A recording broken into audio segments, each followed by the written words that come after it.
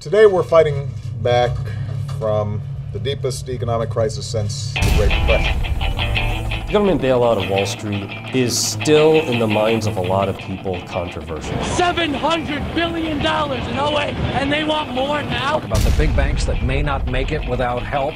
One particular bank is in trouble tonight for what it chooses to do with its money. It's insulting. Chrysler is requesting a $7 billion loan. GM needs temporary government funding. What I'm talking about is using our existing legal structure as a tool that can make it easier for General Motors and Chrysler. Executives are making big bucks on bringing back a sense of normality to the company at the cost of jobs. We're going to start seeing the retail sector collapse. Now, a Pasadena woman facing eviction apparently set fire to her rented home and then committed suicide. Nothing has been fixed. Nothing has altered. This is unacceptable in America.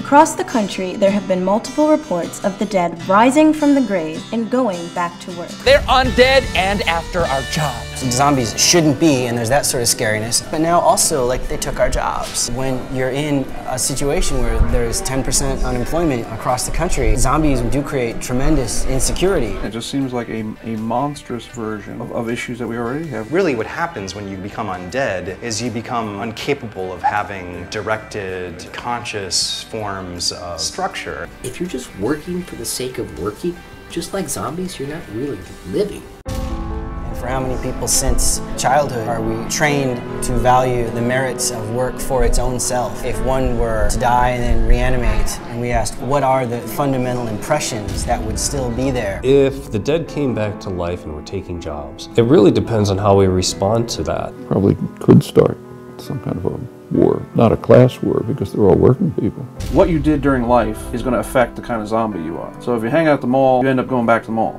and you're a mall zombie. That's pretty horrible. Is it unethical to put a person in a situation where they could die at their job if they've already been dead for a few years? If all we have is the work part of that, and we just hunger for more and more and more, I think that's a kind of zombification of our culture.